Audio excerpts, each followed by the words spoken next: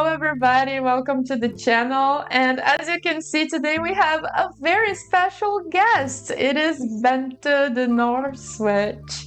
Bente, please introduce yourself for the people who might not know you. All right. Hi everyone. My name is Bente. I'm the Norse Witch. I am from northern Germany, so in case I have a little bit of a weird accent, then that is why. I am mainly known from YouTube, the Norse Witch, as the title says. I am a witch and a Norse pagan. That's also how my name came to be. And yeah, my practice is mainly, I would say, nowadays I would describe it as low magic inspired by pre-Christian Scandinavian practices as well as Scandinavian folk magic. So it's kind of a wild mix, a little bit of modern low magic with a very Scandinavian vibe. Yes. And all Bente's links to YouTube, Instagram, and whatnot, it's going to be in the description for you to check it out in case you don't know their content. By the way, your preferred pronouns are? They, them. Thank you for asking. So yeah, their links will be in the description for you to take a look if you don't know their work. It is, I have to say that it is one of the channels that I binge watch a lot, and the quality of the content is priceless. So it is really, I am very happy to have you here today. Oh my God. Thank you so much. So we are going to have a chat about a few topics. We have decided to divide this into 3 different categories. There are Icelandic staves and Umbanda sigils, which is something very interesting that we were discussing on Instagram. Then cultural appropriation and imposter syndrome versus cultural heritage. Those are things that I think we will have a lot to say. And okay, let's start with the Icelandic staves and the Umbanda sigils, because I stumbled upon a video a long time ago. I'm gonna link it in the description. A video talking exactly about the Norse paganism symbols compared to the Umbanda sigils. And could you tell us a little bit about the Icelandic staves, what they are used for, like what's the thing about them? Of course. So the Icelandic magical staves, they're also called galdrastafir. So basically, well, magical staves, that's just the Icelandic translation to it. They are basically sigils. So anybody probably knows what a sigil is, just like a magical symbol that you create for it to do some kind of effect. That is basically what galdrastafir are also. And there are a lot of them. The ones that are mostly known are the Veikvisir and the Ægishjálmur, and they are quite a lot thought as like coming from the Viking Age, which is actually not true. They are actually from the like the early modern times. So they're like from, I think, at least like the first like sources that we have with those symbols in them are like manuscripts from like the 17th century onward. So they are very modern, not Icelandic, not Viking Age at all. But they're sometimes confused as being Viking symbols. So you see a lot of like Asatru bros like having those tattooed and stuff. And I mean, there is nothing wrong with having them tattooed, but they're not, if you want Viking tattoos, that's not something to get. Also be aware that you're getting like a magical symbol tattooed. So maybe look into the symbolism, but yeah, in general, they're magical symbols. They come from Iceland, from like the early modern times, and they look very similar to some other symbols as we have seen. Yes, exactly. So I'm gonna explain to you what are Umbanda sigils. This is just a freestyle translation because the name in Portuguese is ponto riscado, and there is a very specific use for ponto riscado. Those symbols, I'm gonna ask the editor to put them on the screen so we can look at the Icelandic staves and ponto riscado. So like especially the ones that are to Exu and Pombagira, they are very similar, very similar to the Icelandic staves. So in Brazilian Umbanda, which is a religion, there's a video on the channel about it. Those symbols, they are like the signature of entities. So Umbanda is a religion, right? And then during the rituals that they perform, spirits come into the body of mediums to provide services for the community. And when they come, they draw those sigils to say, this is me. It's like a signature for real. And those symbols, they are very powerful. They are very, like, they are not to be taken lightly. People cannot just get a symbol like that and use it to invoke or evoke a spirit. I mean, you can, but this is something very serious that you shouldn't be messing around with unless you know very well what you're doing. So when I noticed the similarity, I was like, how could this be? And then the video that I've mentioned about the similarity, they say that the symbols exactly, they are not from the Viking age. There's a little bit of Christian influence in there because sometimes there's crosses and everything. And like, even in that video and the research that they consulted, there's no concrete evidence of contact between the cultures. So I think we will be left wondering, how could that be that the similarity exists? What do you think? Okay, so the only thing that I could think of is, because I know where like a lot of the inspo for the Icelandic magical staves comes from. That's just like the symbols that we know nowadays a lot as like the Solomonic seals, or like various sigils from like the Solomonic grimoires, which were also very, very popular in the time when the Icelandic magical staves came up. I think they became very popular in like the Renaissance times and were very popular until now.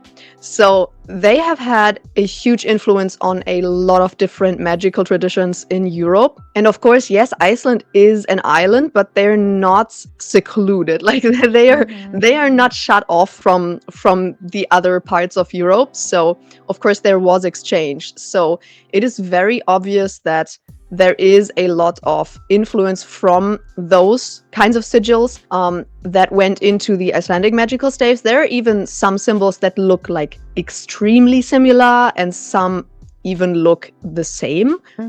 So what I could imagine is that the immense influence that those Solomonic sigils had on Icelandic magical staves, maybe that was also the same influence on the Umbanda seals. Maybe it's just they're not necessarily like related or something, but they just have one source that they both drew from. But then also I have no clue if like those grimoires made it to Brazil or not. I don't think so, to be honest. I don't think so. I mean, that's the only thing that I could imagine, because like I don't know if you read the book Grimoires by, I think the author is called Owen Davies, if I'm correct. No, I haven't. I'm also not at all an expert on like the grimoire tradition or anything. I have only read this one book, which is very good. Like if anyone wants to read it, it's very interesting. And like one of the things that I took from the book was that those European grimoires, they made it to very remote places because of colonialism. So I could see that maybe by those ways, maybe it made it to so many different locations that I don't know. Yeah, that's actually a possibility, because there's one book that I know that has made to Brazil, because back in the colonial times, something that happened a lot was that condemned witches and sorcerers, they would be sometimes exiled to the colonies, and Brazil was one of them. So many European, especially from Portugal and Spain, European sorcerers and witches, they were sent to Brazil and they took their magic with them. So one book that I know that made it was the Book of Saint Cyprian, and that has a little bit of a history in Brazil as well. But the other ones, it could have been, but I don't know for a fact if they have arrived there. Probably through the condemned witches and warlocks. Or even if like the books didn't make it, maybe they just had the knowledge of some of the symbols and took like the symbols with them, or just like the knowledge on how to make symbols like that, because it was so widespread. Another thing that could be is just beyond the rational. Maybe it's something regarding collective unconscious, something that we all have access to, but we don't really know. So we just do it without knowing what we're doing. I don't know. I think that's possible. I mean, if we look at how many different cultures developed some kind of sigil tradition. I mean, in every I don't know about every single culture, to be fair, but like the ones that I know of all have some kind of magical tradition surrounding some kind of symbols. Yeah. And also I have a theory that at the end of the day, we are all dealing with kind of the same entities, but we just call them different names depending on the culture. Mm-hmm. So maybe it's the same guys. I don't know. That's interesting. I mean, I'm a hard polytheist, so I don't necessarily share that view, but it's definitely an interesting idea that like maybe the people who came up with the symbols, they just channeled basically the same entity and then came up with very similar products. Yeah, so the conclusion of this part of the interview is we don't know. We are going to be wondering about that. It's a mystery, but if anyone out there knows, let us know. Yeah, leave it in the comments. Yeah, it's interesting that some mysteries are left unsolved, and maybe some people out there, they didn't know about this coincidence, and it's gonna give some food for thought for many people, I think. Yeah, cultural exchange is weird. Yes, it is. Yes. Now let's go to the cultural appropriation topic. This was something that I was really looking forward to talking to you about because many people in Brazil are very interested in Norse mythology and Norse paganism as a spiritual practice. So I was wondering, like, in your point of view, can any person adopt Norse paganism as their spiritual practice? What do you think of that? Short answer, yes. Long answer, yes, as long as you take it seriously. But I guess that counts for every single tradition or religion or practice that you want to pick up. Like, of course, nobody wants people not taking it seriously. There are a lot of people, of course, that will tell you, no, you cannot practice it if you're not European, you can't practice it if you're not Northern European, you can't practice it if you're not white, blah, blah, blah. How often have I heard that? But it's definitely bullshit.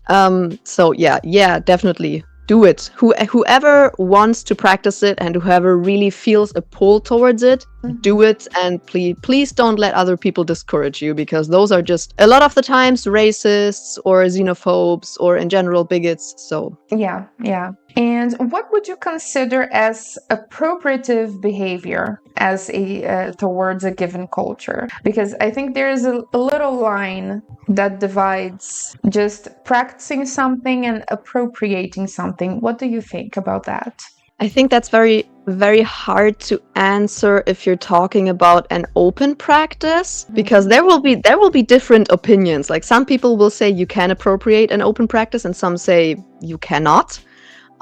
Simply because people have different opinions on what appropriation actually is. In my opinion, you can still appropriate an open practice if you, for example, you have no interest in it whatsoever, but you see that it's, for example, Norse paganism is a very trendy practice and religion at the moment. And if you have zero interest in it, but you want to make money. So you take, like, for example, supposed Viking Age symbols or supposed Norse pagan symbols, put them on some crappy products and then make money off of it. I think that is still appropriative, because you're literally taking a religion and trying to make money off of it, even though you have no clue what you're doing. And it's exactly those moments where things as the Galdrastavir being Viking Age, for example, comes from, because people have no clue what they're doing, and they're simply because the term Viking is trending on a lot of like marketplace platforms. They're just putting it on there and they say, okay, I will slap a Ægishjálmur on this t-shirt and I will call it a Viking t-shirt and then I will sell it. Yeah. So yeah, that is totally not cool. Yeah. Yeah, but like, if, for example, you are interested in Norse paganism and, I don't know, let's say you are interested in the mythology, but you don't want to practice it, I wouldn't call that appropriation. If you are interested in only one deity, which of course with a lot of eclectic pagans or eclectic witches, that's of course a lot of the times the case, that they feel called by one specific deity from the pantheon. I think that's also not appropriative, as long as you do your research about the entire pantheon and the entire mythology and culture behind it, and not just this one deity. I think it's a tricky topic, and there's a lot of nuance to it, because there's like, you can do it like this, and then like take like one tiny step in another direction, and then it's not okay. So Yeah, I had that in my mind because I've seen something that I thought was a little bit problematic. I saw a person who is like 20 something years old, someone who I don't think has had the time to become an authority on anything Norse spirituality. And they were selling mentorships about Odin and everything. And the thing was really trending. It was really popular. I saw it on TikTok, I think, and I thought with myself, my God, this doesn't seem right to me. Were they selling like courses on deities? Yeah, it was like how to connect with Odin, and it was kind of mixing ancestor connection with the Norse deities, especially Odin. I mean, that's kind of strange. Well, I mean, from a consumer perspective, why would you do a course on connecting with one deity? Like, don't you want to have your own connection and your own relationship to this deity? I mean, yeah. So that kind of thing really happens that you have just mentioned, that people just take the cultural aspects just because it is trending, it is selling, and then they try to make a business out of it. Yeah, that's really not cool. And it leads to a lot of misrepresentation. Like, if I have to read or see something about Freya being like this light and fluffy self-love goddess, I will vomit. Honestly, I will puke. I'm so over it. Like, if you actually had a connection to this deity, I mean, of course, yes, everyone perceives deities a little bit different. Yes, you can argue that, but like, there are just some things that you can already take from the mythology, that you can literally read there, and Freya is not like light and fluffy and like this perfect wife or something. So it's like some things, and those things, of course, they get reproduced because you just, people who have no clue about it and just want to make a quick buck, they will just Google Goddess Freya, and then they will shallowly read, okay, Goddess of Love, then they will slap it on somewhere and sell it. So it gets reproduced all the time. Yeah, so it's just a bunch of misinformation being reproduced, sold, etc. Yeah, I think that when it comes to this, if you're not an authority, you haven't been initiated in anything by religious authorities, you haven't spent, I don't know, a good amount of years doing training and practicing, how can you go out there and sell a course on a culture that is not essentially yours? Yeah. I find it super problematic. And how about you, the viewers? What do you think of this? Let us know in the comments. Now, the last topic is imposter syndrome, imposter syndrome, and cultural heritage. I have the impression that all of us experience that in a certain level. Even if the culture is ours, for some reason we feel that we cannot go that way. The other day I was talking to Isha from Activist Witch, and she has Egyptian heritage, but for some reason she feels like she cannot tap onto that. And I remember from your videos that you have felt the same way at a certain point about Norse paganism. And did I about Brazilian spirituality. So you have felt that way about Norse paganism. Can you, now when you look back, do you know why you felt that way? To be fair, I still feel that way. I still feel that way about Norse paganism. I also still feel that way about Scandinavian folk magic. That may be even more so than Norse paganism. And that is simply due to the fact that you hear a lot of people just say, you cannot be a heathen or a serious Norse pagan if you are not from Scandinavia, blah, blah, blah. And I am from northern Germany, so I am, like, theoretically German, but the part of Germany that I'm from has been Danish up until 150 years ago. So I am living on land where literally, like, I know a lot of people are, like, all about the Viking Age, so, like, I'm living on land where there were, like, the Vikings were living there. Pre-Christian Scandinavians were living there, literally. Like, there's one of the biggest Viking Age trading centers is located south from where I was living and where I grew up and was born. So, and that, not taking in account, like, my DNA and my ancestry and all of that, because it is largely Scandinavian. But you hear so much, like, oh, you have to be Scandinavian and otherwise blah, blah, blah.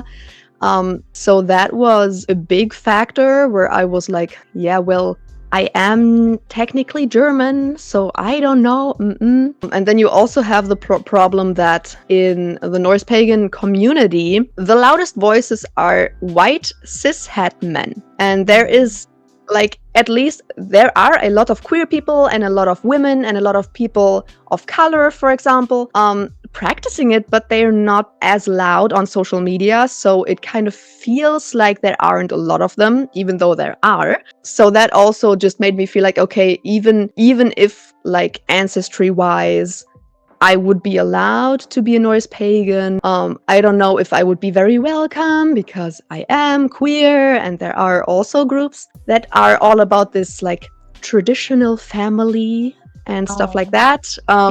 Yeah, it's actually one of the biggest groups, Fun Times. So yeah, it was a lot about that. Luckily, basically that's where my YouTube channel came in. Like, once I started actually talking about it and people, like, gave me very positive feedback about everything, that reassured me a lot. Like, when I compare the amount of imposter syndrome that I had when I started my channel and that I have now 3 years later, it's definitely significantly less. Well, now I have it in Scandinavian folk magic again because I'm not Scandinavian.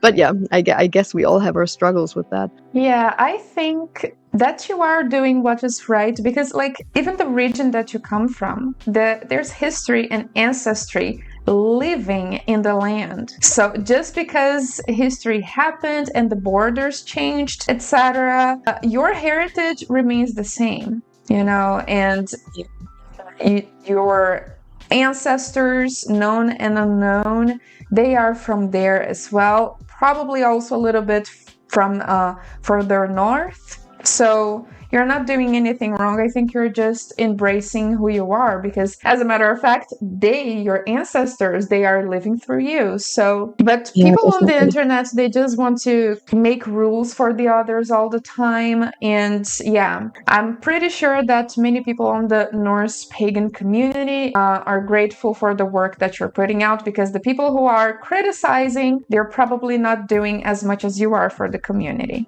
I hope so. No, they're not.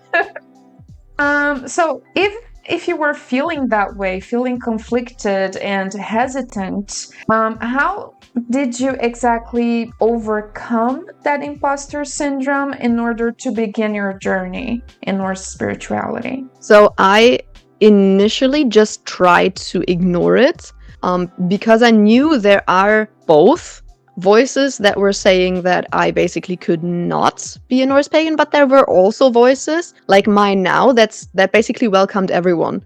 So what I tried to do is just, first of all, just ignore the negative voices and just try it. Because of course back then I was not, like, publicly out on the internet and doing things.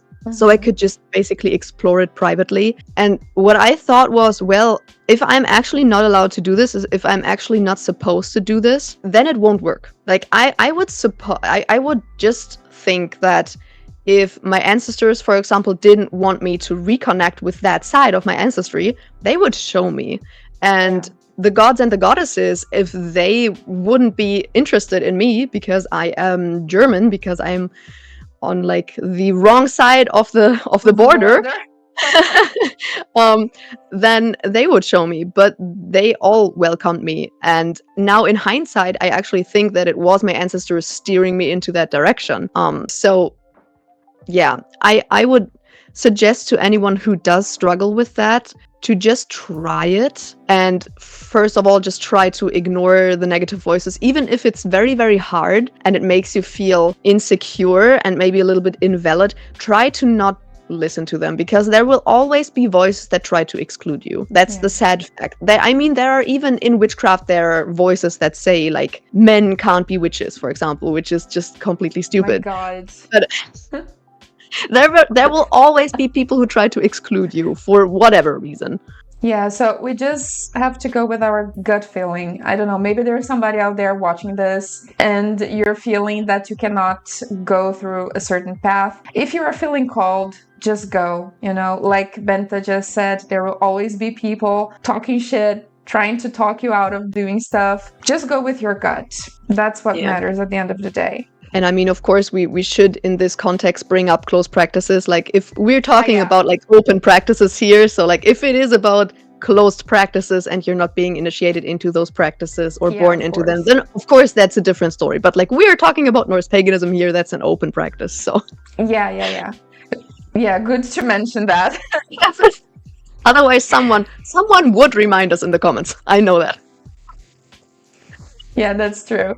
So unless it is a closed practice, because that has its own particular path, you can embrace what your gut is telling you to do. And even if it is a closed practice, like if it is something that you can be initiated in, well, look for that. Look into it and follow the proper path.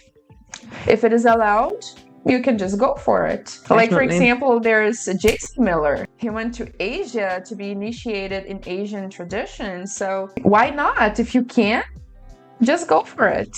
So now it felt short, the discussion. It passed so fast. Time flies by when you have fun. Oh my God, yes. So these were the questions that I had for Benta today. Once again, Benta, thank you so much for taking the time to join me tonight. Thank you for having me. And there's going to be also a video on their channel with me. They're going to ask me some questions, and it's going to be a lot of fun too. And yeah, thank you so much for watching. I hope that this video was interesting for you guys. And I'm going to see you in the next one. Remember that practice makes perfect. So let's go witching. Bye-bye. Bye.